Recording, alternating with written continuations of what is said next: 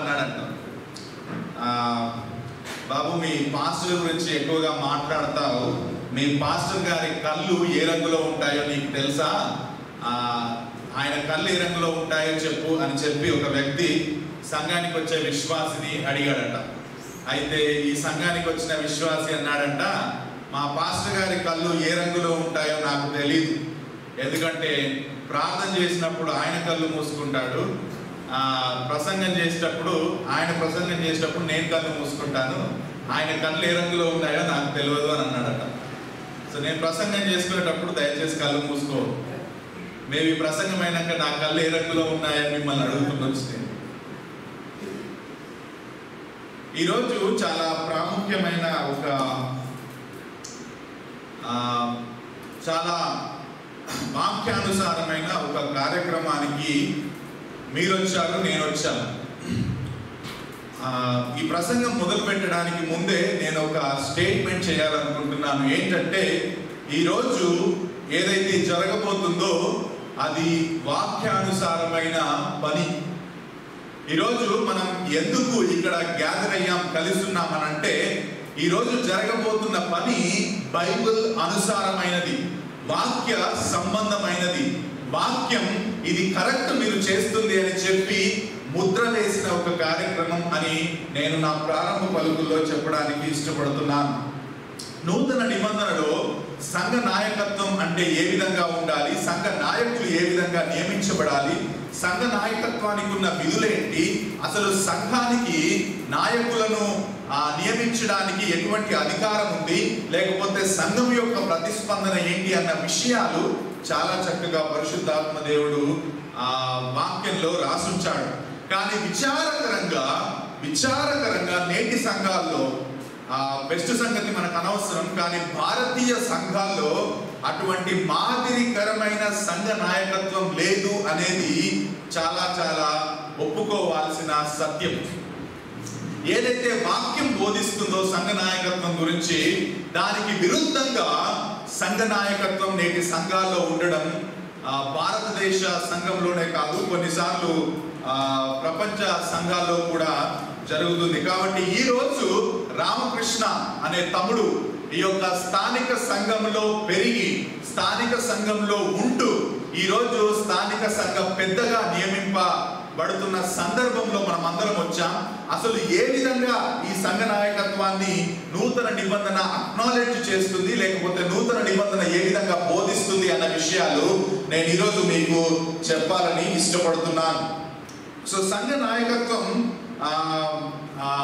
అర్థం చేసుకోకపోతే, బైబిల్ ప్రకారం నూతన నిబంధన ప్రకారం లీడర్షిప్ అన్న కాన్సెప్ట్ ని మనం అర్థం చేసుకోకపోతే ఆ సంఘంలో ఉన్న నాయకులు ఆ సంఘాన్ని కాయడానికి సమస్య మొదలవుతుంది, లేకపోతే ఆ నాయకత్వం కింద ఉన్న మీరు దేవునిలో ఎదగడానికి కూడా ప్రాబ్లం అవుతుంది. కాబట్టి నూతన నిబంధన సంఘాన్ని గురించి, నాయకత్వం గురించి ఏది బోధిస్తుందో అది మీ నాయకత్వానికి సంబంధించిన పేర్లను నేను మీకు క్లియర్ చేయాలి. ఎందుకంటే భారతీయ సంఘాల్లో చాలా గలిబిలి ఉంటుంది నాయకత్వం గురించి.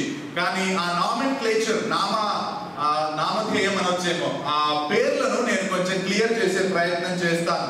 ఆ తర్వాత సంఘ నాయకుల యొక్క విధులేంటి, పనులేంటి నేను మీకు చెప్పే ప్రయత్నం చేస్తాను. ఆ తర్వాత బహుళ నాయకత్వం, plurality of leadership, already sample Bappuri గారు ఉన్నారు కదా, మళ్ళీ ఇంకొక పాస్టర్ ఎందుకు ఈ సంఘానికి అని మీరు అనుకోవచ్చు. కానీ ప్లూరాలిటీ, బహుళ నాయకత్వాన్ని గురించి కూడా నేను మీకు చెప్పే ప్రయత్నం చేస్తాను. ఆ తర్వాత చివరిగా సంఘం యొక్క ప్రతిస్పందన ఏంటి, నాయకులకు సంఘం ఏ విధంగా ప్రతిస్పందించాలి అన్న విషయం కూడా నేను మీకు వాక్యానుసారంగా చెప్పే ప్రయత్నం చేస్తాను. సో మొట్టమొదటిగా I want to clarify the terminology. ఈ పేర్లను గురించి నేను మీకు వివరించే ప్రయత్నం చేస్తాను. మన తెలుగు రాష్ట్రాల్లో ఒక మిస్అండర్స్టాండింగ్ ఉంది. ఏంటంటే బిషప్ అని ఎవరినైనా అంటున్నామంటే, బిషప్ అంటే ఎవరంటే చాలా సంఘాలకు, ఒక డినామినేషన్ కింద ఉన్న చాలా సంఘాలకు పెద్దగా, వాళ్ళన్ని సంఘాల మీద అతి పెద్దగా అత్యున్నత స్థానంలో ఉండే వాళ్ళను బిషప్ అని పిలుస్తారు. అవునా? మీలో చాలా మందికి ఆ విషయం తెలుసు అనుకుంటా. లేకపోతే ఎల్డర్స్ అని ఎవరిని పిలుస్తారు? ఎల్డర్స్ అంటే ఇంకా కొన్ని డినామినేషన్స్ లో కొంత మెచ్యూర్ బిలీవర్స్ అంటే పరిపక్వత చెందిన కొంతమంది విశ్వాసులు, తెల్ల జుట్టు వచ్చిన విశ్వాసులు ఉంటారు కదా, వాళ్ళందరినీ కలిపి ఒక కమిటీ చేసి ఎల్డర్స్ కమిటీ అని చెప్పి వాళ్ళని పెడతారు. ఆ స్థానిక సంఘంలో తీసుకునే నిర్ణయాలు ఎల్డర్స్ కమిటీలో ప్రతిపాదించిన తర్వాత వాళ్ళు ఒప్పుకుంటేనే ఆ తర్వాత సంఘంలో ఆ పనులు మొదలవుతాయి. కొంతమంది అయితే ఆ స్థానిక సంఘానికి ఎవరు పాస్టర్ గా ఉండాలనేది కూడా ఎల్డర్స్ కమిటీ నిర్ణయిస్తుంది. నేను కొన్ని సంఘాల్లో ప్రసంగం చేయడానికి పోయాను. ఆ ఎల్డర్స్ కమిటీ ఏది చెబితే అది ఆ పాస్టర్ వినాల్సిందే. ఆ ఎల్డర్స్ కమిటీని దాటి నిర్ణయాలు తీసుకోవడానికి పాస్టర్ కి అధికారం లేదు. సో ఎల్డర్స్ కమిటీ కింద ఒక రకంగా నేను అనుకుంటాను బానిసలుగా కూడా పాస్టర్లు బతుకుతున్న దరిద్రమైన స్థితిలో సంఘం ఉంది అని చెప్పి నేను బాధతో చెబుతున్నాను.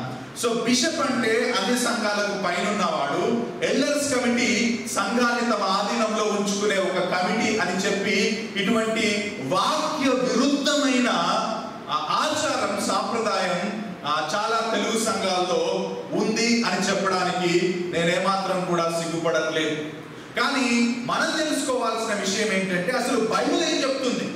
అసలు ఈ బిషప్ అంటే ఎవరు, ఈ ఎల్డర్స్ అంటే ఎవరు, మనం కామన్ గా పిలుచుకునే పాస్టర్లు అంటే ఎవరు అన్న విషయం బైబిల్ ఏం చెబుతుందో నేను మీకు చూపించే ప్రయత్నం చేస్తాను. సో బైబిల్ ప్రకారం మాట్లాడితే బిషప్ అని అన్నా, ఎల్డర్స్ అని అన్నా, అధ్యక్షులు అని అన్నా, మన భాషలో పాస్టర్లు అన్నా ఒకరే. బిషప్ అన్నా, పాస్టర్ అన్నా, లేకపోతే అధ్యక్షుడు అన్నా, ఎల్డర్స్ అన్నా వాక్యం ప్రకారం ఒక్క వర్గానికి చెందిన వాళ్ళే. వాళ్ళ పేర్లు బైబిల్లో ఈ 4-5 రకాలుగా వాడబడ్డాయి, కానీ వాళ్ళందరూ కూడా ఒకే వర్గానికి చెందిన వారు అని బైబిల్ చెబుతుంది. మనం గ్రీక్ న్యూ టెస్టిమెంట్ కనుక చూస్తే గ్రీక్ భాషలో నూతన నిబంధన రాయబడ్డది. ఇక్కడ వాడబడిన పదాలన్నీ ఒకే వర్గానికి చెందినవి. మన ప్రాబ్లం ఏంటంటే తెలుగులోకి వచ్చేసరికి ఎక్కువగా పదాలను వాడలేదు. అధ్యక్షులు, పెద్దలు, కొన్ని ఒక ప్లేస్ లో కాపరి అని వాడారు.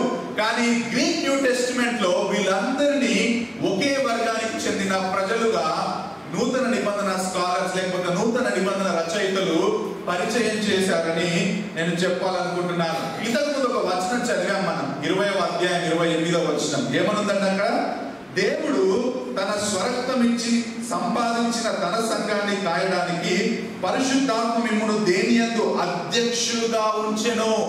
పౌలు తన ఫేర్వెల్ మెసేజ్ ఇస్తున్నాడు.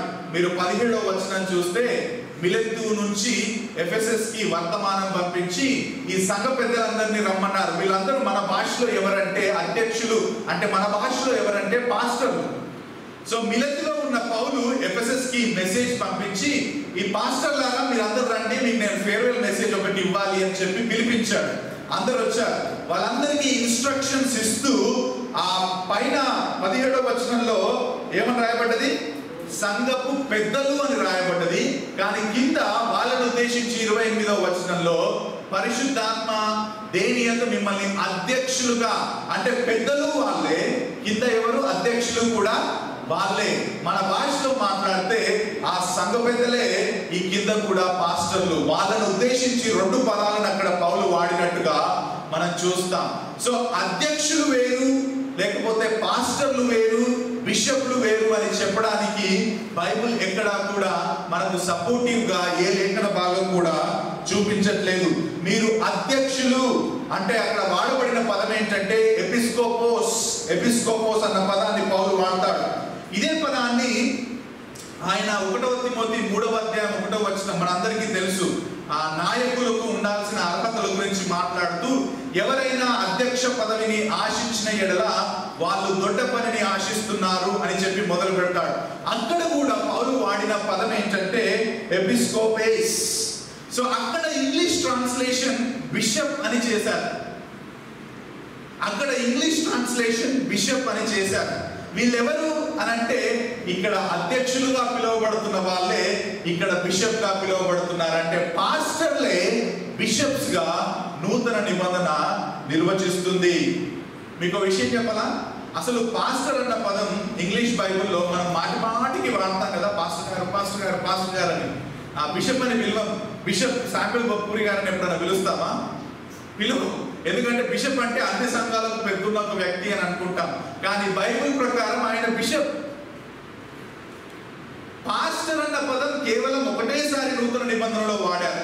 ఎక్కడో తెలుసా? ఎఫెసీయులకు రాసిన పత్రిక 4వ అధ్యాయం 13వ వచనంలో సంఘము క్షేమాభివృద్ధి చెందడానికి ఆయన కొందరిని ప్రవక్తలను గాను, కొందరిని సువార్తికులను గాను, కొందరిని ఉపదేశకులు గాను, కొందరిని కాపరులు గాను, అక్కడ మాత్రమే పాస్టర్ అన్నట్టుగా ఇంగ్లీష్ లో ట్రాన్స్లేట్ చేశారు. కానీ ఎక్కువగా వాడిన పదం ఏంటో తెలుసా? పాస్టర్లను ఉద్దేశించి నూతన నిబంధనలో ఎల్డర్స్,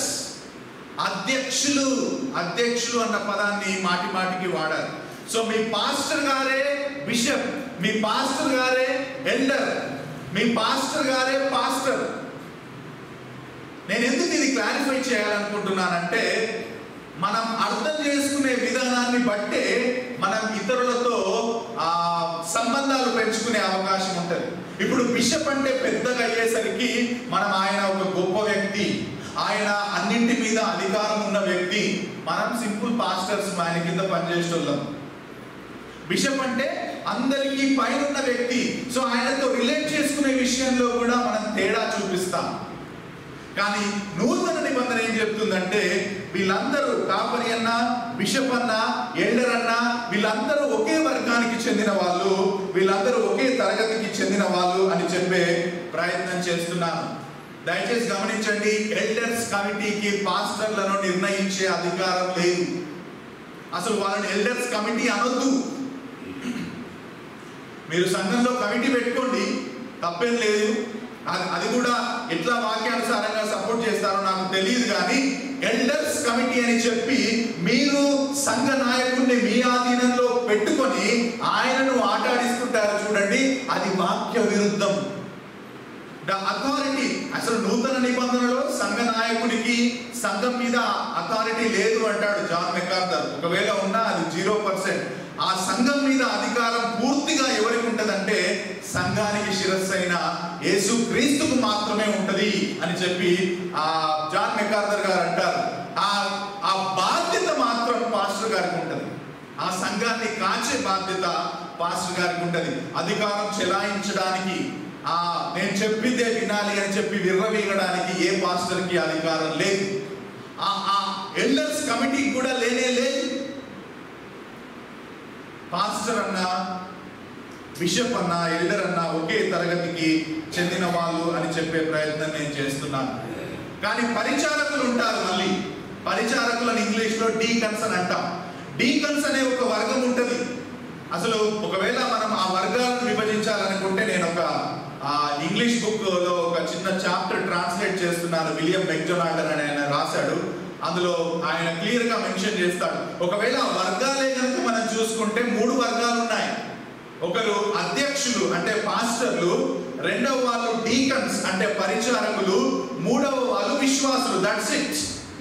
3 వర్గాలు మాత్రమే సంఘాల్లో ఉంటాయి. మీరు ఫిలిప్పీకి రాసిన పత్రిక చూడండి, మీకు అది నేను వాక్యానుసారమా కాదా అనేది కూడా చెప్పే ప్రయత్నం చేస్తాను. అపోస్తుడైన పౌలు ఫిలిప్పీ గ్రంథానికి రాస్తూ మొట్టమొదటి వచనంలోనే ఆ మాట ఈ 3 తరగతులకు రాస్తాడు. ఫిలిప్పీలో ఉన్న క్రీస్తు యేసునందలి సకల పరిశుద్ధులకు, సకల పరిశుద్ధులు అంటే అందరూ విశ్వాసులు, మనం అందరం పరిశుద్ధులం. మీలో ఎంతమంది పరిశుద్ధులు ఇక్కడ కూర్చున్న వాళ్ళలో? మీలో ఎంతమంది యేసుక్రీస్తునందు విశ్వాసం ఉంచిన విశ్వాసులు చేతులు లేపండి. మీలో ఎంతమంది పరిశుద్ధులు యేసుక్రీస్తులో చేతులు లేపండి. మరి ఇంతకుముందు ఎందుకు లేపలే? అంటే మీరేమనుకుంటున్నారంటే విశ్వాసులు పరిశుద్ధులు వేరు వేరు అనుకుంటున్నారు. రైట్? విశ్వాసులు వేరు, పరిశుద్ధులు వేరు.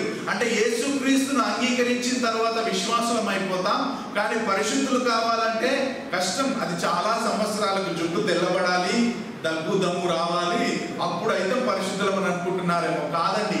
యేసుక్రీస్తును ఏ రోజైతే మీరు విశ్వసించారో మీ పాప క్షమాపణ నిమిత్తం, ఆ రోజే యేసుక్రీస్తును బట్టి మీరు పరిశుద్ధులైపోయారు. మీరు పరిశుద్ధులైపోయారు. సరే నేను పరిశుద్ధులు అయిపోయాను అని చెప్పేసి పరిశుద్ధతలో ఎదగకుండా ఉండొద్దు.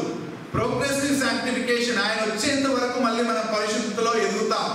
చాలా మంది ఈ క్యాథలిక్ వాళ్ళ ఉంటాయి కదా ఏంటి schools, saint Peter's, saint Andrew's, అవునా? మీకు విషయం చెప్పనా, saint Ramakrishna, saint Samuel Boppuri, saint Shankar Babu, మనందరం కూడా యేసుక్రీస్తులో పరిశుద్ధులం. వాళ్ళే కాదు, పొజిషనల్ శాంక్టిఫికేషన్ అంటారు. యేసుక్రీస్తును అంగీకరించిన తర్వాత మనం పరిశుద్ధులం. కానీ యేసుక్రీస్తు రాకడ వరకు ప్రోగ్రెసివ్ గా పరిశుద్ధతలో ఎదగాల్సిన వారు. సో ఈ విశ్వాసులకు అంటున్నాడు, ఏమంటున్నాడు? సకల పరిశుద్ధులకు అంటే అందరు విశ్వాసులకు ఒక వర్గం. 2 అధ్యక్షులకును అంటే వీళ్ళు పాస్టర్లు, ఫిలిప్పీలో ఉన్న సంఘ పెద్దలకు 2వ వర్గం. 3వది పరిచారకులకును, డీకన్స్. సో క్రైస్తవ సంఘంలో 3 వర్గాలు ఉంటాయి. ఈ 3కు మించి ఇంకే వర్గం లేవు. నేను సంఘ పని గురించి, సంఘ అడ్మినిస్ట్రేషన్ గురించి మాట్లాడుతున్నాను. విశ్వాసులు అందరూ ఉంటారు, పరిచారకులు ఉంటారు, అధ్యక్షులు ఉంటారు. ఈ పరిచారకులు ఎవరు? ఈ పరిచారకులు ఎవరంటే సంఘ నాయకత్వానికి సపోర్ట్ చేసేవాళ్ళు. ఈ సంఘ కార్యక్రమాలు, సంఘము ద్వారా జరుగుతున్న పరిచర్యకు బ్యాక్ బోన్ గా ఉండి పరిచర్య చేసేవాళ్ళు డీకన్స్, పరిచారకులు. సంఘ నాయకుడి ప్రాథమికమైన పని ఏముంటదంటే సంఘమునకు బోధించడం, సంఘం గురించి ప్రార్థన చేయడం, సంఘాన్ని ప్రోత్సాహపరచడం. ఇవన్నీ సంఘ నాయకుడు చేస్తా ఉంటే ఈ పరిచారకులు ఏం చేస్తారంటే వాళ్ళు ఆ పని చేయడానికి, నాయకులు ఆ పని చేయడానికి మిగతా అడ్మినిస్ట్రేషన్ పనులన్నీ చేస్తారు. ఈ కుర్చీలు వేయడం, లేకపోతే ఫైనాన్సెస్, సంఘం యొక్క ఫైనాన్సెస్ అన్ని హ్యాండిల్ చేయడం, ఏదైనా ప్రోగ్రామ్ కండక్ట్ అయితే దానికి సంబంధించినవన్నీ చేకూర్చడం. సో మోస్ట్లీ అడ్మినిస్ట్రేషన్ ఎవరు చేస్తారంటే పరిచారకులు చేస్తారు. అందుకే ఒక ఆయన అంటాడు, పరిచారకుల మీద నుండి, వాళ్ళ మీద ఆధారపడి సంఘ నాయకుడు వాక్య పరిచర్య చేస్తాడు. అందుకే మీ అందరికీ తెలుసు అనుకుంటా, అపోస్తలుల కార్యం 6వ అధ్యాయంలో ఈ విధవరాండ్రులను కాస్త నిర్లక్ష్యం చేశారని ఒక చిన్న గలిబిలి మొదలైంది. అప్పుడు అపోస్తలుల దగ్గరికి అందరూ వచ్చేయమన్నారు, అయ్యా ఇట్లా డిస్క్రిమినేషన్ చూపిస్తున్నారు, ఏం చేయాలంటే అప్పుడు ఏమన్నారంటే అపోస్తలులు, మీరు వెళ్ళి ఒక 7 మందిని, ఆత్మతో జ్ఞానముతో నిండిన 7 మందిని ఎలెక్ట్ చేసుకోండి, మీరు వాళ్ళను ఎన్నిక చేసుకోండి. అక్కడ ఇంకో మాట రాయబడింది, మేమైతే వాక్యమందును ప్రార్థన యందును ఎడతెగక ఉంటాం. హలో, మేము వాక్య పరిచయం చేయాలి, మేము సంఘం గురించి ప్రార్థన చేయాలి. ఒక రకంగా వీళ్ళు ఎల్డర్స్ అక్కడ, మేము ఆ పనిలో నిమగ్నమై ఉంటాం. మీరు ఈ బల్లల పని, లేకపోతే ఫుడ్ డిస్ట్రిబ్యూషన్, ఈ అదర్ అడ్మినిస్ట్రేషన్ పనులు చేయడానికి you select 7 people among your self, మీలో 7 మందిని మీరు ఎన్నుకోండి అని అంటున్నాడు. సో పరిచారకుల పని ఏంటంటే అడ్మినిస్ట్రేషన్ అంతా చూసుకుంటారు. నాయకులు ఏం చేస్తారంటే సంఘానికి బోధ చేస్తారు. సో ఈ 3 వర్గాలే ఉన్నాయి. ఈ 3 వర్గాలనే బైబిల్ బోధిస్తుంది. కానీ ఆ ఉన్న అధ్యక్షుల వర్గంలో మళ్ళీ వర్గాలు చేసి కూర్చున్నారు మన భారతీయ క్రైస్తవం. బిషప్ అంటే వేరు, ఎల్డర్స్ అంటే వేరు, పాస్టర్ అంటే ఒక లో కేటగిరీ కదా. బిషప్, మీరు కొంతమంది, నేను బిషప్స్ ని కలిశానండి, కొంతమంది సోకాల్డ్ బిషప్స్ గా పిలువబడుతున్నారు. వాళ్ళ గర్వం చూడాలి, పొంగి పొరులుతుంటది పైనుంచి కింది దాకా. వాళ్ళు మాట్లాడే తీరు అంటే నేను గొప్పని, నేను ఇన్ని సంఘాలకు పెద్ద అనే ఆ గర్వం కనబడతా ఉంటది. కానీ వాక్యం ఏం చెప్తుందంటే మీరందరూ ఒకటి, రేపటి నుంచి మీరు బిషప్ శామ్యూల్ బొప్పూరి అని పిలవండి. ఆయన ఏమనుకోడు, ఎందుకంటే అది వాక్యానుసారం. సో ఈ నామెన్క్లేచర్, ఈ పేర్లు మన మన పూర్వీకుల కాలం నుంచి మనకు అట్లా నిండిపోయినాయి కాబట్టి వాటిని మనం తొలగించాల్సిన అవసరం ఉంది. ఎందుకంటే మనం సత్యవాక్యాన్ని సరిగ్గా అర్థం చేసుకున్నప్పుడే ఆ వాక్యానుసారమైన ప్రవర్తన మనం కలిగి ఉంటాం. సో మొట్టమొదటిగా నేను ఆ విషయం చెప్పాలనుకుంటున్నాను. బిషప్ అన్నా, ఎల్డర్ అన్నా, పాస్టర్ అన్నా, అధ్యక్షుడన్నా ఒకే తరగతికి చెందిన వాళ్ళు. అది మొట్టమొదటి మాట. సరే, వీళ్ళు చేయాల్సిన పనులేంటి? ఈ యొక్క ఎల్డర్స్, సంఘ నాయకత్వానికి దేవుడిచ్చిన ప్రాముఖ్యమైన పనులేంటి నేను మీకు చెప్పే ప్రయత్నం చేస్తాను. 20వ అధ్యాయం 28వ వచనం మనం చదువుకున్నాం. అపొస్తలుల కార్యంలో పౌలు, నేను పొద్దున కూడా ఈ మాట నేను చెప్పాను, నేను ఒకవేళ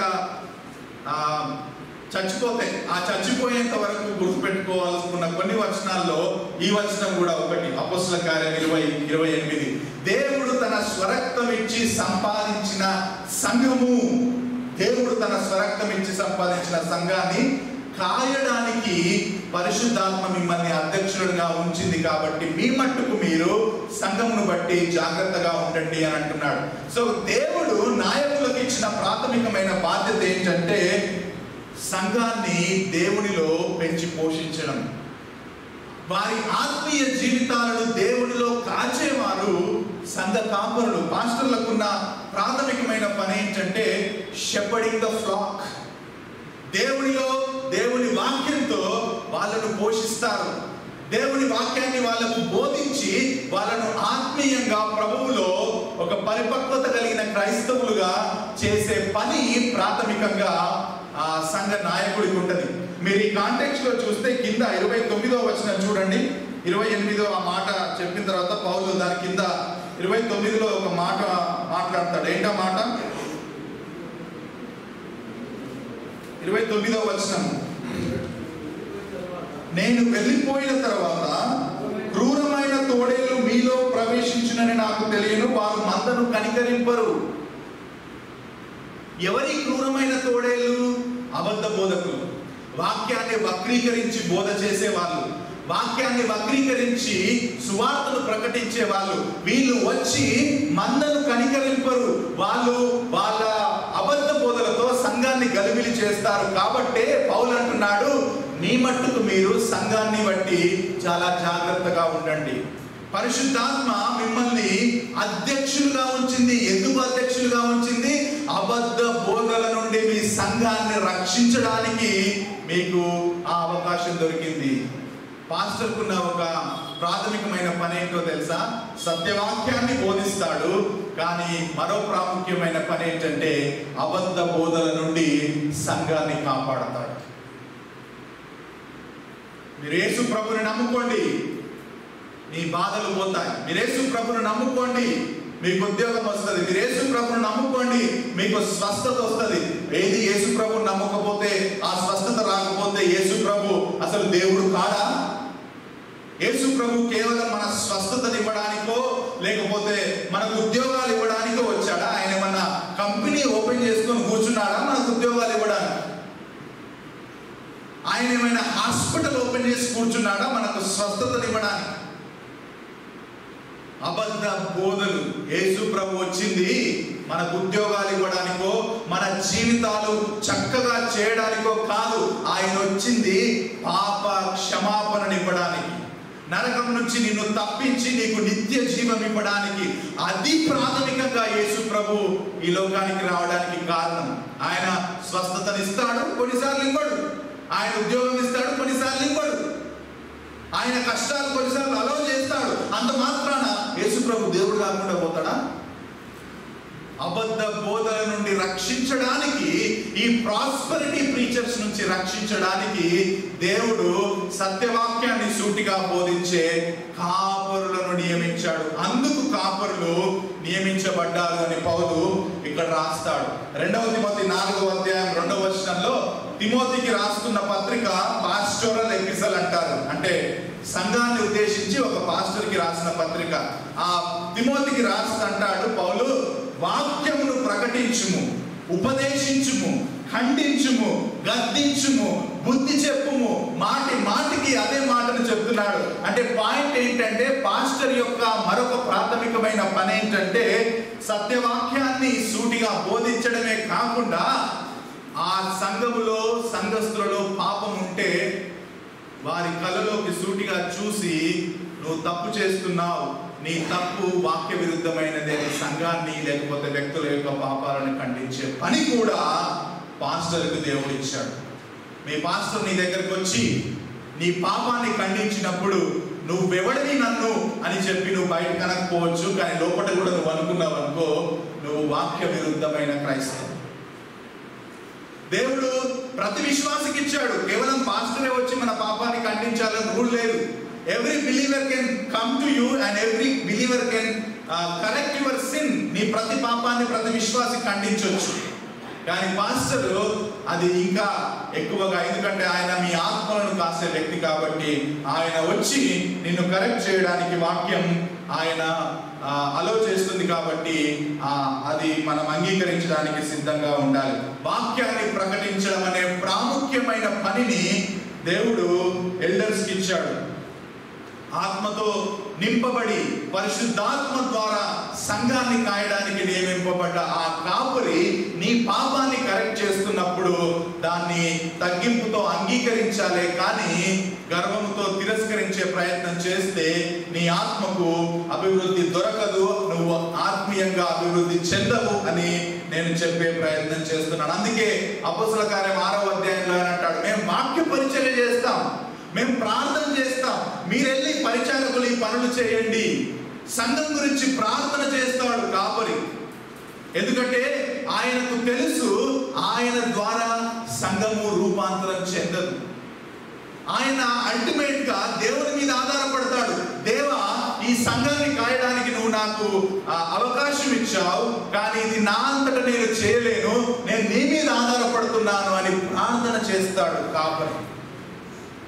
వాక్యాన్ని ప్రకటించడం, తర్వాత ప్రార్థన చేయడం సంఘ కాపరికి దేవుడిచ్చిన బాధ్యత అని చెప్పే ప్రయత్నం చేస్తున్నాను. అంతేకాకుండా నిన్ను క్రమశిక్షణలో పెంచడానికి, నీ పాపాన్ని ఖండించడానికి కూడా ఆయన కాపరికి అవకాశం ఇచ్చాడు అని చెప్పి నీవు తెలుసుకోవాల్సిన అవసరం ఉంది. హెబ్రీయులకు రాసిన పత్రిక 13వ అధ్యాయంలో 16-17 వచనాల్లో ఆ మాట ఉంటుంది, వీరు విశ్వాసుల ఆత్మల జీవితాలకు సంబంధించి లెక్క అప్పచెప్పవలసిన వారు.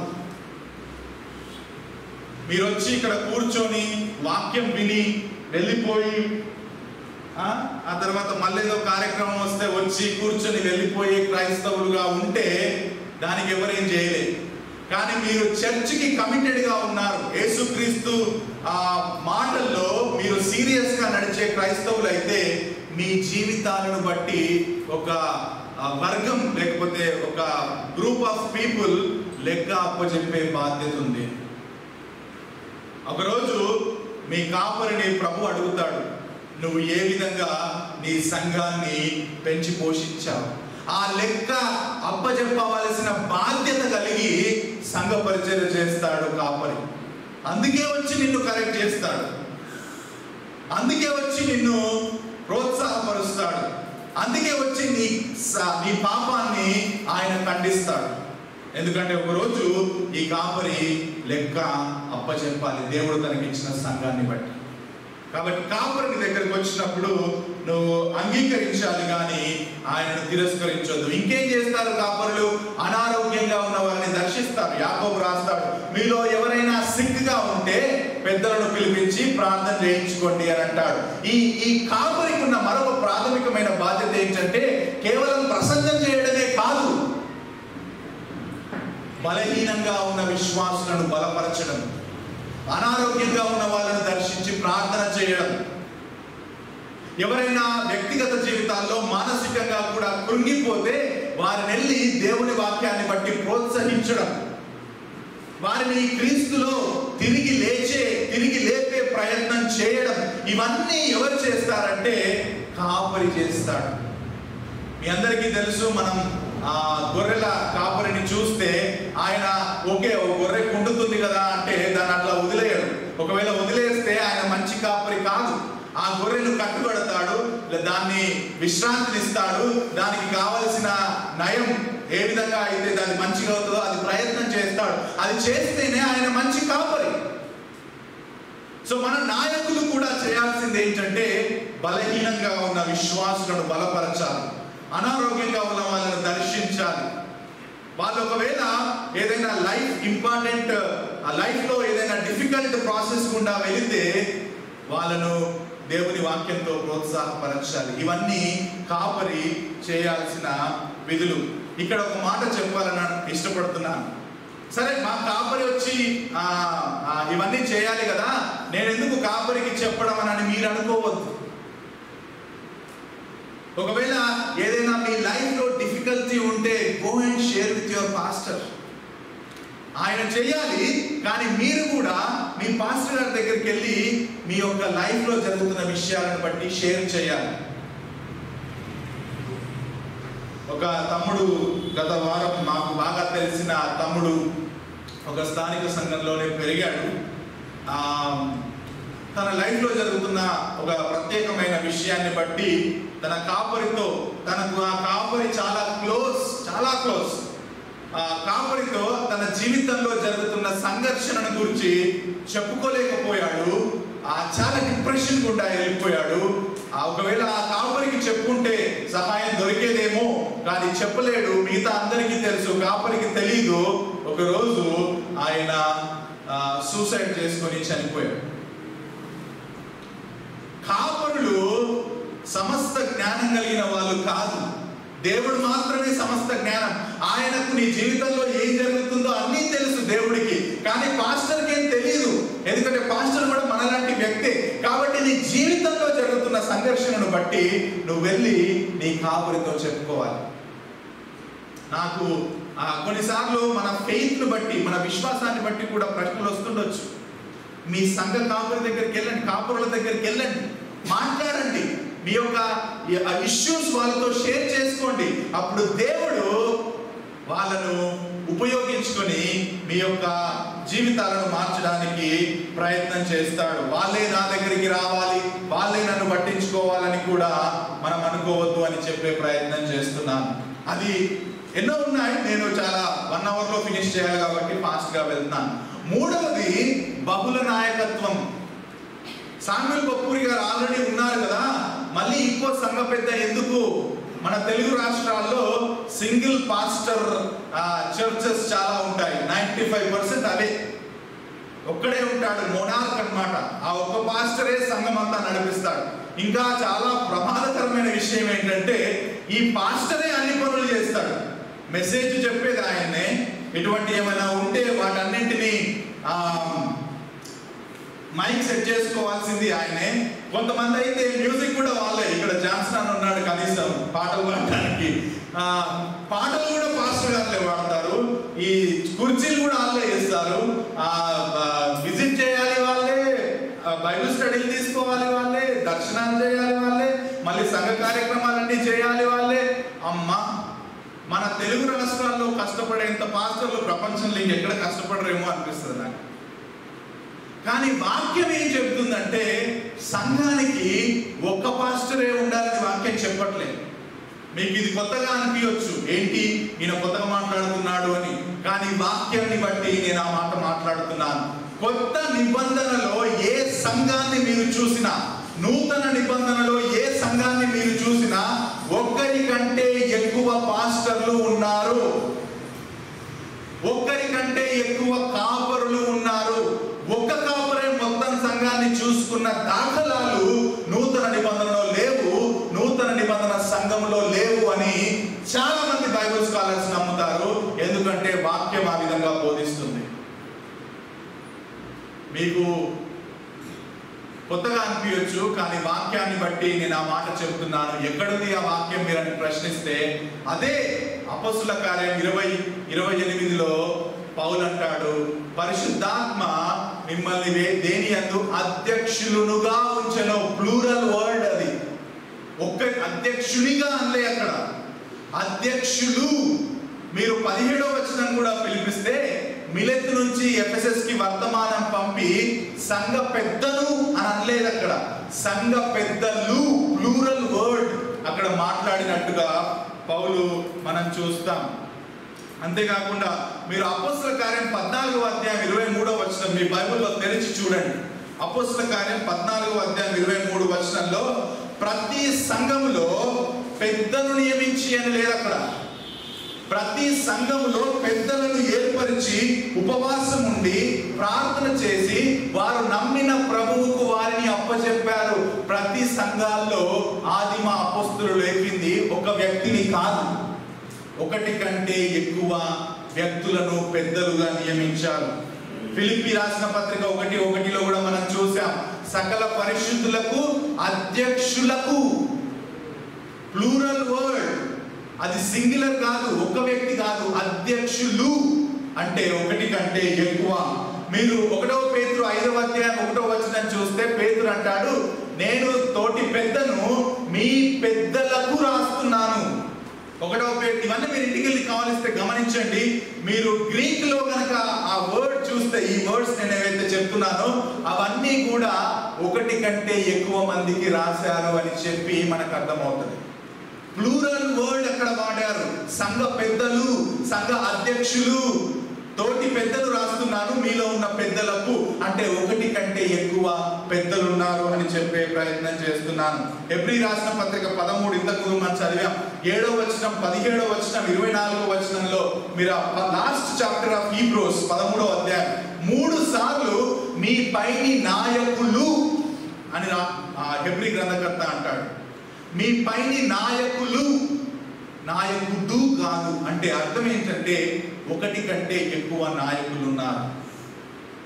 డియర్ బ్రదర్స్ అండ్ సిస్టర్స్, ఇది కొత్త బోధ అనుకోవచ్చు మీరు, ఇదేంటి ఇట్లా మాట్లాడుతున్నాడు, కానీ కొత్త బోధ కాదు. మీరు చర్చ్ హిస్టరీ చదివితే, సంఘ చరిత్ర చదివినా ఇది మీకు చాలా క్లియర్గా అర్థమవుతుంది. మీరు ఇప్పుడు ఉన్న కాంటెంపరీ పెద్ద పెద్ద బైబిల్ స్కాలర్స్ ని కనుక కూడా మీరు రిఫర్ చేస్తే వాళ్ళు కూడా ఇప్పుడు నేను చెబుతున్న మాటను చాలా చక్కగా వివరిస్తారు. నేను దాదాపు నా సెర్మన్ అంతా అలెగ్జాండర్ స్ట్రాచ్ అనే వ్యక్తి బిబ్లికల్ ఎల్డర్షిప్ అనే ఒక పుస్తకం రాశాడు, దాంట్లోంచి నేను తీసుకున్నాను. దాంట్లో చాలా వివరంగా ఆయన ఈ యొక్క ప్లూరల్ వర్డ్ గురించి వివరిస్తాడు.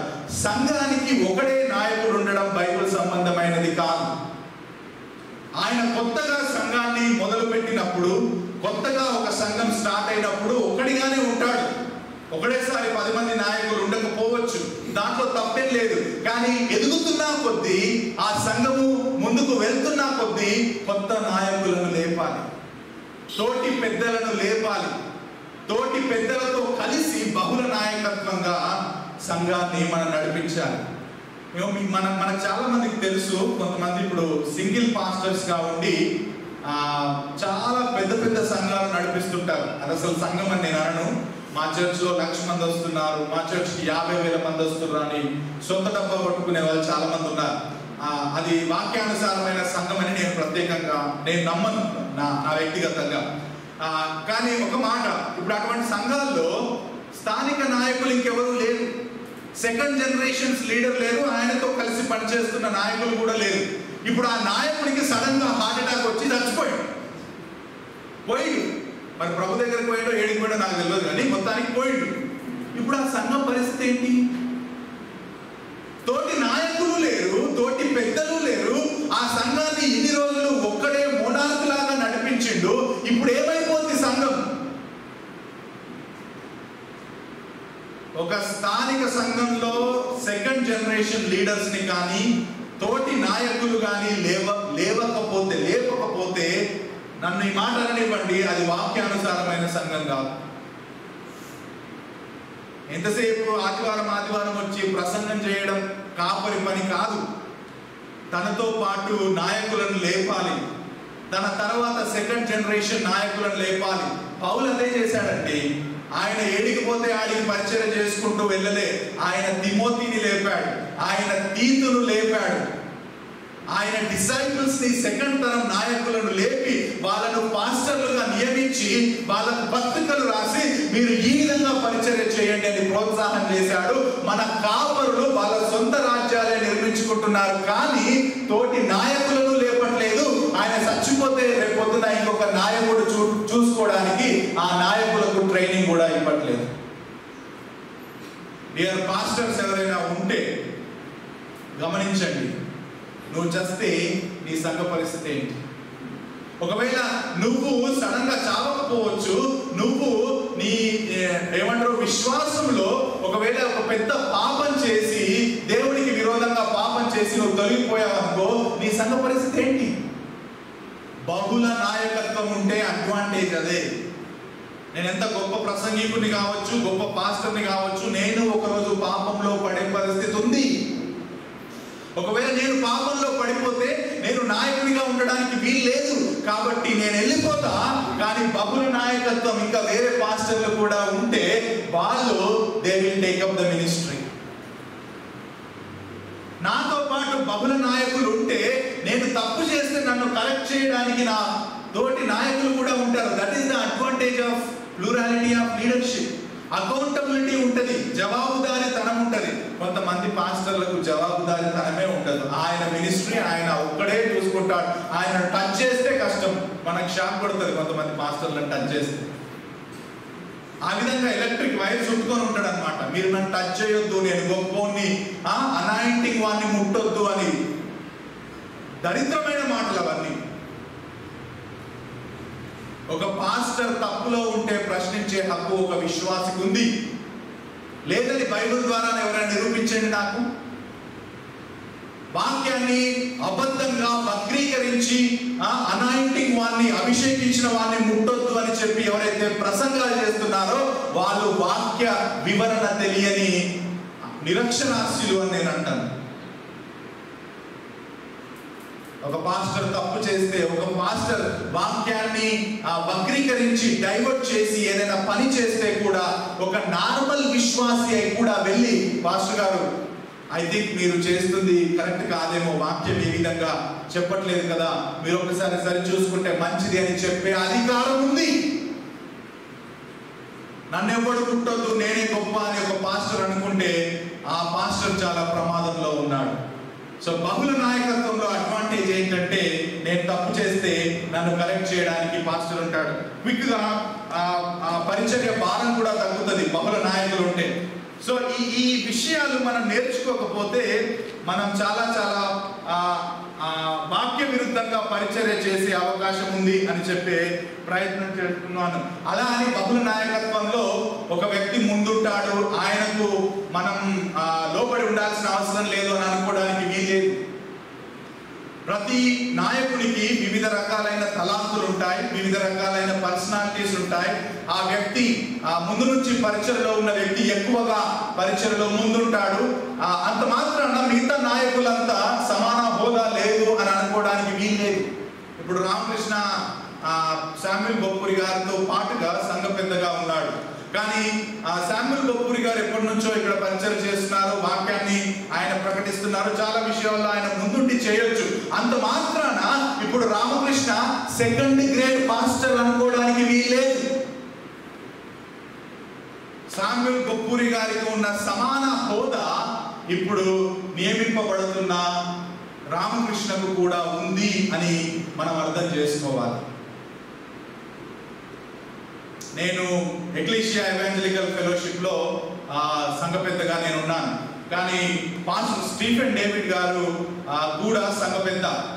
ఆయన ఫుల్ టైమ్ గా ఉన్నారు, నేను బైవొకేషనల్, నేను డాక్టర్ని కాబట్టి నేను జాబ్ చేసుకుంటూ సంఘ పెద్దగా పరిచయం చేస్తున్నాను. కానీ ఎక్కువగా వాక్యం ప్రకటించేది, ఎక్కువగా ప్రజలను, వాళ్ళ చుట్టూ ఉన్న ప్రజలను ఎక్కువగా కలిసేది బ్రదర్ స్టీఫెన్ డేవిడ్. అంత మాత్రాన స్టీఫెన్ డేవిడ్ గారు నాకంటే అధికమైన హోదాలో ఉన్నారు, నేనేమో సెకండ్ గ్రేడ్ లో ఉన్నానని ఏనాడు మేము అనుకోము. సంఘానికి సంబంధించిన ప్రతి నిర్ణయం మళ్ళీ మేమిద్దరం కలిసి మాట్లాడుకున్న తర్వాతే ప్రార్థన చేసి తీసుకుంటాం. హోదా విషయంలో, బాధ్యతల విషయంలో, సంఘానికి సంబంధించి నిర్ణయాలు తీసుకునే విషయంలో మేము కలిసి నిర్ణయం తీసుకుంటాం. కానీ ఆయన కొంచెం ముందుగా ఎక్కువ సమయం ఆయన ఇస్తాడు, ఎందుకంటే నేను వర్క్ కూడా బైవొకేషనల్ చేస్తాను కాబట్టి. సో నా పాయింట్ ఏంటంటే, బహుళ నాయకులు ఉంటారు, వారికి ఉన్న తలాంతులను బట్టి, వారికి ఉన్న పర్సనాలిటీని బట్టి కొందరు ముందుంటారు. అంత మాత్రాన మిగతా పాస్టర్స్ ని తక్కువ చేసి సంఘం చూడకూడదు. And let me tell you this, మీరు ఈ రోజు నుంచి సంఘ పెద్దగా నియమించబడుతున్న రామకృష్ణను శామ్యూల్ బొప్పూరి గారికి ఇచ్చిన సేమ్ గౌరవంతో చూడాల్సిన అవసరం ఉంది. ఆయన పెద్ద పాస్టరు, ఈయన చిన్న పాస్టరు, మొన్న వచ్చిండు అనుకోవడానికి వీల్లేదు. దేవుడి వాక్యం అది అలో చేయట్లేదు. Both are equal in position. వాళ్ళ టాలెంట్స్ వేరే ఉండొచ్చు, వాళ్ళ పర్సనాలిటీస్ వేరే ఉండొచ్చు, but they both are equal in position అని చెప్పే ప్రయత్నం చేస్తున్నాను. ఆ నాయకులు ఏ విధంగా ఉంటారు నూతన నిబంధనలో? వాళ్ళకు కొన్ని అర్హతలు ఉన్నాయి.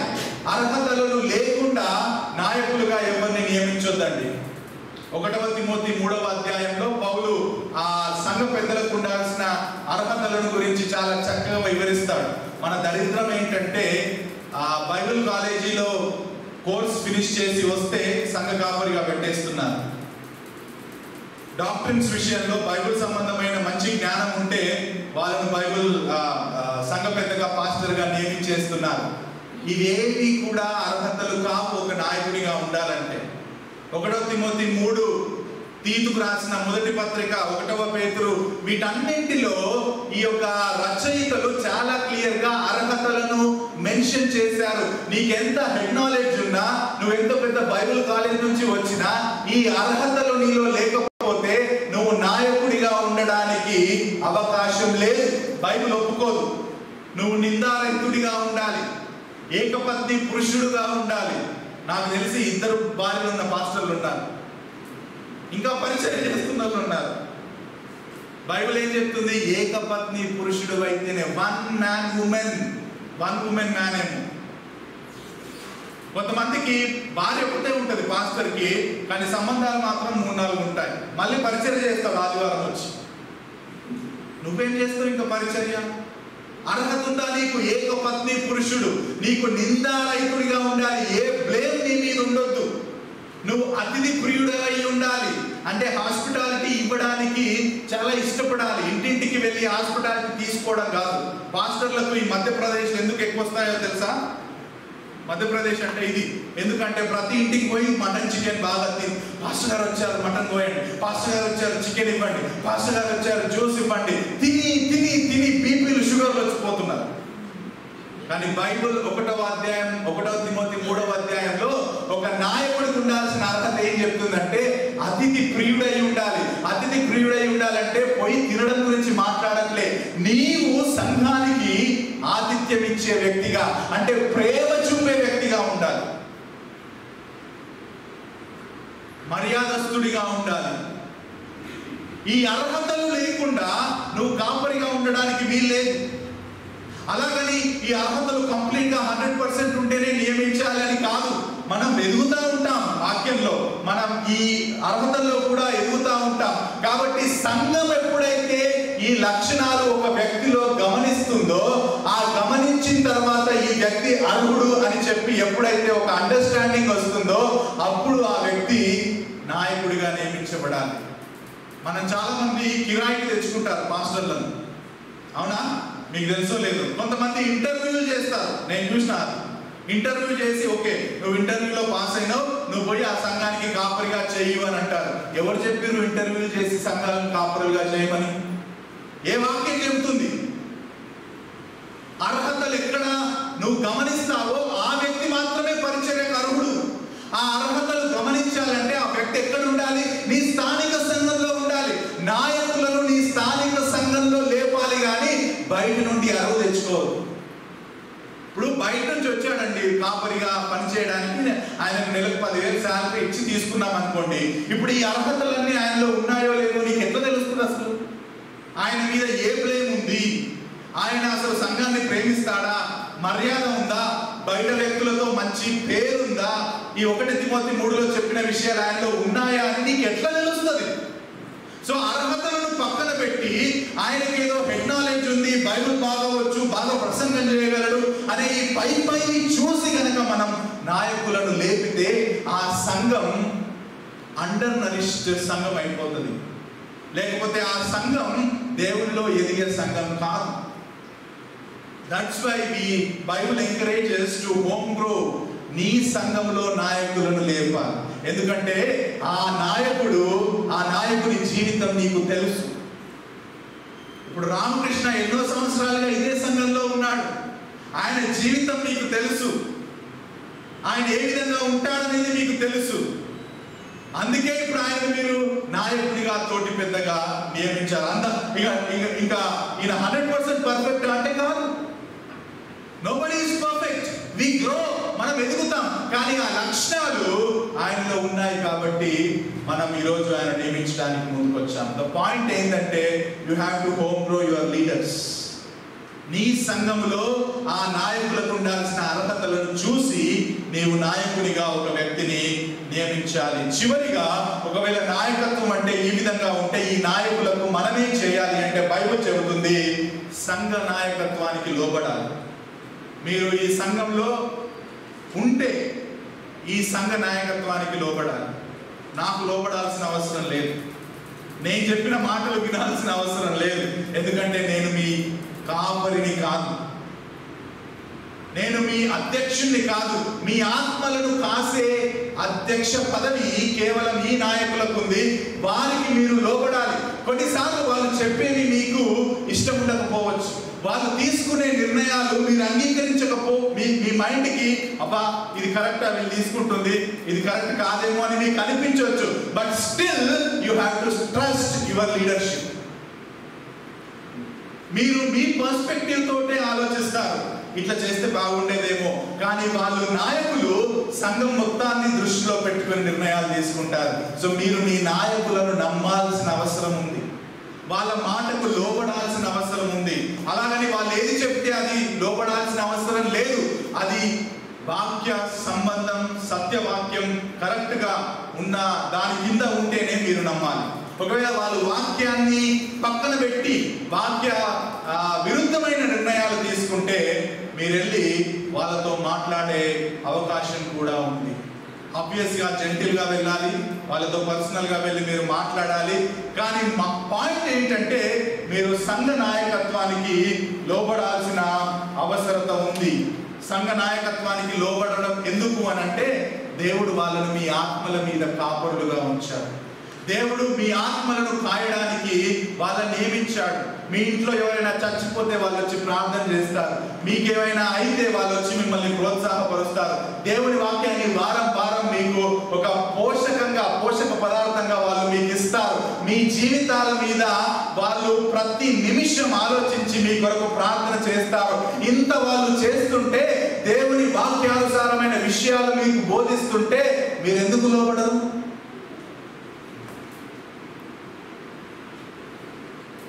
ఇంకా ఎందుకు లోబడాలి అని మీరు అనుకుంటే వాక్యం వారికి లోబడమని మీకు ఆజ్ఞానిస్తుంది కాబట్టి లోబడాలి. That's it. హెబ్రీయులకు రాసిన పత్రిక 13వ అధ్యాయం 17వ వచనంలో మీ పైని నాయకులుగా గలవారు లెక్క అప్పచెప్పవలసిన వారే మీ ఆత్మలను కాస్తున్నారు. వాళ్ళు దుఃఖంతో పనిచేస్తే మీకు నిష్ప్రయోజనం కనుక ఆనందంతో వారు పనిచేయనట్లు వారి మాట విని వారికి లోబడి ఉండుడి. వాక్యం లోబడి ఉండమన్నది, లోబడి ఉండండి. మీకు ఇంకా డిస్కషన్స్ అవసరం లేదు. మీరు ఏ విధంగా అయితే శామ్యూల్ బప్పూరి గారికి లోబడ్డారో, ఈరోజు మొదలుకొని శామ్యూల్ బప్పూరి గారితో పాటుగా రామకృష్ణ గారికి కూడా లోబడి ఉండాల్సిన అవసరం ఉంది. మీ స్థానిక సంఘంలో రామకృష్ణ గారి కంటే ఎక్కువ వయసు గల వాళ్ళు ఉన్నారు, తెల్లెంట్రుకలు వచ్చిన వాళ్ళు ఉన్నారు. బచ్చగాడు, చిన్న పిల్లగాడు కదా రామకృష్ణ. నిన్న మొన్న వచ్చిండు. మేము 20 ఏళ్ళ నుంచి రిఫార్మ్డ్ బ్యాప్టిస్ట్ చర్చ్లో ఉన్నాం. ఈయన నిన్న మొన్న వచ్చిండు, ఇప్పుడు పెద్ద అని అనుకోవడానికి వీల్లేదు. It's very very serious business, very serious business. ఆయన సంఘ పెద్ద. The same respect you have to give to him. వయసులో చిన్నోడు కావచ్చు, but still he is your elder, he is your pastor. మీకు విషయం చెప్పిన, కొంతమందికి ఎదగడం అంటే ఎదిగే పరిపక్వత అని అంటాం కదా, మెక్డొనాల్డ్ గారే అంటారు. సమ్ పీపుల్ దే గ్రో అంటే వైట్ హెయిర్ వస్తుంది, అంతా వస్తుంది, కానీ still they are like children. So age is not a measure for growth అని అంటాడు ఆయన. కొంతమంది వయసులో ఎదుగుతారు, కానీ ఇంకా కొందరు చిన్నపిల్లలుగానే ఉంటారు. కొందరేమో చిన్నపిల్లలుగానే ఉండొచ్చు, కానీ మెచ్యూరిటీ పరిపక్వంగా ఉంటారు అని. సో మీ సంఘ పెద్దగా నియమింపబడుతున్న రామకృష్ణ అదే విధమైన గౌరవానికి అర్హుడు అని నేను చెప్పే ప్రయత్నం చేస్తున్నాను. మీరు లోబడి ఉండాలి, ఆయనకు సేమ్ గౌరవాన్ని మీరు ఇవ్వాల్సిన వారై ఉన్నారు. ఎందుకు ఈ విషయాలు చెప్తున్నానంటే వాక్యం అదే చెప్తుంది. 1 తిమోతి 5:17లో బాగుగా పాలన చేయు పెద్దలను, విశేషంగా వాక్యమందు ఉపదేశమందు ప్రయాసపడు వారిని రెట్టింపు సన్మానానికి పాత్రులుగా ఎంచాలి. అక్కడ యాక్చువల్గా లిటరల్గా మనం దాన్ని అర్థం చేసుకుంటే రెట్టింపు సన్మానం అంటే ఎక్కువగా ఎవరైతే వాక్యాన్ని ప్రసంగం చేస్తారో, ఉపదేశం చేస్తారో వాళ్ళకు ఆర్థిక సపోర్ట్, ఫైనాన్షియల్ సపోర్ట్, రెట్టింపు సన్మానానికి పాత్రులుగా చేయండి అని పౌలు చెప్తాడు. కానీ దాన్ని ఆల్సో మనం గౌరవానికి తీసుకోవచ్చు. మీ మీద ఉపదేశకులుగా, నాయకులుగా ఉన్న వారికి మీరు చర్చ్ ద్వారా సపోర్ట్ చేస్తారు, అంతేకాకుండా గౌరవాన్ని కూడా మీరు ఇస్తారు. వాళ్ళకు లోబడి మీరు జీవిస్తారు. ఆ విధంగా జీవించమని ఎవరు చెప్పారు? శంకర్ బాబు చెప్పట్లేదు, వేరే బైబిల్ స్కాలర్స్ చెప్పట్లేదు, ఇక్కడున్న పాస్టర్ చెప్పట్లేదు. మన చేతిలో ఉన్న పుస్తకం చెప్తుంది. మీ పైన నాయకులుగా ఉన్న వారికి లోబడి ఉండుడి. అంతేనా? ఇంకేం చేయాలి? సంఘమంతా మీ నాయకుల కోసం ప్రార్థన చేయండి. పౌలు ఎఫెసీలకు రాసిన పత్రిక 6:19లో ఆ మాట అంటాడు, నా కొరకు ప్రార్థన చేయుడి. 1 తెస్సలోనియ 5:25లో సహోదరులారా మా కోసం ప్రార్థన చేయుడి. మీకు దేవునికి మధ్యలో ఒక పెద్ద ఏమంటారు నాయకులుగా, లేకపోతే పెద్దగా నిలబడి ఉండేవాళ్ళు కాపరులు అని చెప్పి ఒక రకంగా వాళ్ళు 100% కాదు, ఆ విధంగా చేయలేరు ఓల్డ్ టెస్టిమెంట్ లాగా.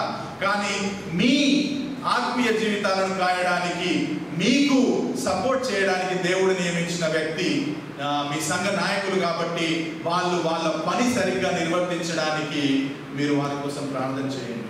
ఈరోజు మొదలుకొని మీరు చేయాల్సిన ప్రార్థన ఏంటంటే, దేవా మా కాపరులు వారి పని సరిగ్గా చేయడానికి వారికి జ్ఞానం ఇవ్వండి. ఎన్ని చేయాలి మీకు తెలియదండి. యాక్చువల్లీ కాపరులకు ఎంత ప్రెషర్ ఉంటుందో తెలుసా? మీ జీవితాలు ఏమైపోతాయి, మిమ్మల్ని ఏ విధంగా పెంచి పోషించాలి, మిమ్మల్ని ఏ విధంగా ఖండించాలి, వాక్యాన్ని ఏ విధంగా ప్రజెంట్ చేయాలి. ఇంకా చాలా స్ట్రెస్ ఏంటంటే వాక్యాన్ని అర్థ వివరణతో బోధించడం. ఒక ఎక్స్పోజిటరీ సర్మన్ చెప్పాలంటే 20-25 గంటలు కష్టపడాలి. మీ పాస్టర్ గారు ఎంత కష్టపడి చదివి ఫిజికల్గా మనం చేసే పని కంటే మెంటల్గా చేసే పని చాలా ఎక్కువ ఉంటుంది. ఎంత స్ట్రెస్ ఉంటుంది. తన కుటుంబాన్ని చూసుకోవాలి, ఇన్ని కుటుంబాల గురించి పట్టించుకోవాలి, వాక్యం చెప్పాలి, అనారోగ్యంగా ఉన్న వాళ్ళని దర్శించాలి, బలహీనుల వాళ్ళని లేపాలి, బైబిల్ స్టడీలు తీసుకోవాలి, మీ గురించి ప్రార్థన చేయాలి, మీకు ఏమైనా ఇబ్బంది అయితే రావాలి, ఇన్ని పనులు చేయాలి కాపర్లు. వారికి అంత జ్ఞానం, అంత బలం కావాలంటే వారికి మీరు చేయాల్సిన ప్రాథమికమైన ఒక విషయం ఏంటంటే ప్రార్థన. చార్ల్స్ స్పర్జన్ గారు చాలా ఎక్కువ మందిని ప్రభావితం చేశారు సువార్త ద్వారా. ఆయన ప్రిన్స్ ఆఫ్ ప్రీచర్స్ అంటారు.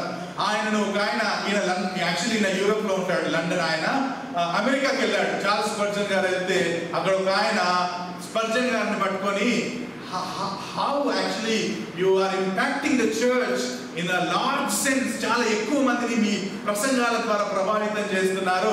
What is the secret?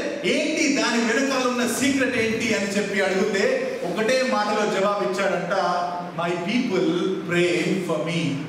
నా ప్రజలు నా కోసం ప్రార్థన చేస్తారు అని అన్నాడు. డియర్ బ్రదర్స్ అండ్ సిస్టర్స్, మీ కాపరుల కోసం ప్రార్థన చేయండి. కొన్నిసార్లు వాళ్ళు సాతానుతో పోరాడాల్సి వస్తుంది మీకోసం వాళ్ళు ప్రార్థనలో ఎంతో వేదన గురి కావాల్సి వస్తుంది, ఎంతో స్ట్రెస్ తీసుకోవాల్సి వస్తుంది. వారికి మీరు ప్రార్థన సపోర్ట్గా ఉండాలి. మీ అనుదిన ప్రార్థనలో మీ కాపురుల కోసం ప్రార్థన చేయాల్సిన అవసరం ఉంది అని చెప్పి నేను చెప్పాలని ఇష్టపడుతున్నాను. చివరిగా, ఒక కాపరిని ఇంకో కాపరితో పోల్చుకోవద్దు. ఇప్పుడు రామకృష్ణ వస్తున్నాడు, అరే శామ్యుల్ అన్న అయితే ఇట్లా చేసేవాడు, అట్లా చేసేవాడు, రామకృష్ణ ఇట్లా చేయట్లేడు అని పోల్చుకోవద్దు. Every person is unique. Every person's abilities are unique. Every person's gifts are unique. వరాలు డిఫరెంట్ గా ఉంటాయి, పర్సనాలిటీ డిఫరెంట్ గా ఉంటది. కాబట్టి మీరు ఒక వ్యక్తిని ఇంకొక వ్యక్తితో పోల్చుకోవద్దు అని చెప్పే ప్రయత్నం చేస్తున్నాను. ఇద్దరి పర్సనాలిటీస్ వేరు, ఇద్దరి వరాలు వేరు, ఇద్దరు డీల్ చేసే విధానం వేరు. కాబట్టి వాళ్ళు వివిధ రకాలుగా సంఘ పరిచర్య చేస్తుండొచ్చు, కానీ కలిసి చేస్తారు. వాళ్ళిద్దరిని ఒకే ఘాటిన పెట్టి గౌరవించి లోబడాల్సిన అవసరం సంఘానికి ఉంది అని చెప్పి ప్రయత్నం చేస్తున్నాను. ఇంతకు ముందంతా మీరు వెళ్ళి పాస్టర్ గారితో మాట్లాడే వాళ్ళేమో, ఇక నుంచి పాస్టర్లతో కలిపి మీరు మాట్లాడాలి. ఏదైనా సరే వారిద్దరికి అటువంటి గౌరవాన్ని మీరు ఇవ్వాల్సిన అవసరం ఉంది. ఇది సంఘ నాయకత్వం, ఇది నూతన సంబంధ నాయకత్వం. డియర్ ఫ్రెండ్స్, నేను క్లోజ్ చేస్తున్నాను, ఎక్కువ సమయం అయింది. మీ పైని నాయకులుగా ఉన్న వారికి గౌరవం, హోదా, లోబడి ఉండడం అనేది ఒక క్రైస్తవుని లక్షణం. మీరు మీ పైన నాయకులుగా ఉన్న వారిని నిర్లక్ష్యం చేస్తే అది దేవుడు మెచ్చడు. మీ పైన నాయకులుగా ఉన్న వారికి విరోధంగా మీరు మాట్లాడితే అది దేవుడు మెచ్చడు. మీకు ఏమైనా ఇష్యూస్ ఉంటే డైరెక్ట్గా వెళ్ళి మాట్లాడండి. మీ నాయకుల గురించి కొండాలు మాట్లాడటం మంచిది కాదు. దేవుడు మీ ఆత్మలను కాయడానికి వాళ్ళని పెట్టారు. వారికి విరోధంగా మీరు కొండలాడడం, లేకపోతే గ్రూప్స్ తయారు చేయడం, నేను అపోలో వాడను, నేను రామకృష్ణ వాడను, నేను శామ్యూల్ బప్పూరి వాడను అని చెప్పి డివైడ్ చేయొద్దు. చాలా చాలా జాగ్రత్త. దేవుడు అది మెచ్చడు. మనమందరం ఒకే సంఘానికి చెందిన వాళ్ళం. మన పైన నాయకులుగా ఉన్న వారికి లోబడి మన జీవితాలను క్రీస్తుకు మహిమకరంగా మనం పెంచుకునే ప్రయత్నం చేయాలి. ఇది నూతన నిబంధన సంఘ నాయకత్వం. సో ఈరోజు సంఘ పెద్దగా నియమింపబడుతున్న రామకృష్ణకు మరొకసారి ఆయనకు తీసుకోవాల్సిన క్లాసెస్ వేరే ఉంటాయి. ఆయన బాధ్యతలు అవన్నీ శామ్యూల్ బప్పూరి గారు ఆయనకు వివరిస్తారు. కానీ ఈ నాయకత్వం మాదిరికరమైన నాయకత్వం. ఇది నేను ఎందుకు చాలా సంతోషంగా ఉన్నానంటే, ఈ మోడల్ ఎక్కడ ఉండదు మన తెలుగు సంఘాల్లో. ఈ విధంగా హోమ్ గ్రో ఉన్న సంఘాల నుంచి నాయకులను లేపి తోటి సంఘ పెద్దగా నియమించడం ఉండదండి. కాంపిటేటివ్ స్పిరిట్ ఉంది ఎక్కువ. నేను నాతో పాటు ఇంకొక సంఘ పెద్ద నియమిస్తే నా గదేమైపోవాలి, నన్ను ఎవరు పట్టించుకుంటారు, ఇన్సెక్యూరిటీతో ఉన్నారు చాలా మంది పాస్టర్లు. కానీ ఈ రిఫార్మ్డ్ బ్యాప్టిస్ట్ చర్చ్ దీనికి కట్టుబడి ఈరోజు రామకృష్ణను సంఘ నాయకునిగా పెద్దగా నియమిస్తుంది. దేవునికి స్తోత్రం. ఎందుకంటే they don't want to compromise with regards to the scriptures. ఆ వాక్య ప్రకారం చేయడానికి ఎవరు చేసినా చేయకపోయినా వాక్య ప్రకారంగా సంఘ నాయకులను నియమించడానికి రిఫార్మ్డ్ బ్యాప్టిస్ట్ చర్చ్ ముందుకు వచ్చింది. దాన్ని బట్టి నేను దేవుని స్తుతిస్తున్నాను. ఈ విధమైన కల్చర్, వాక్యానుసారమైన కల్చర్, ఈ విధంగా నాయకులను లేపడం ప్రతి సంఘంలో రావాలని మనం ప్రార్థన చేయాల్సిన అవసరం కూడా ఉంది. So I want to congratulate brother Ramakrishna. మా స్థానిక సంఘం ద్వారా కూడా రామకృష్ణను కంగ్రాచులేట్ చేస్తున్నాం. దేవుడు నీకు ఇచ్చిన బాధ్యత చాలా పెద్దది. నీ యొక్క జీవితాన్ని యేసు ప్రభుకు అప్పచెప్పుకున్నావు. ఇప్పుడు ఇంకో ప్రాథమికమైన బాధ్యతను నువ్వు తీసుకుంటున్నావు.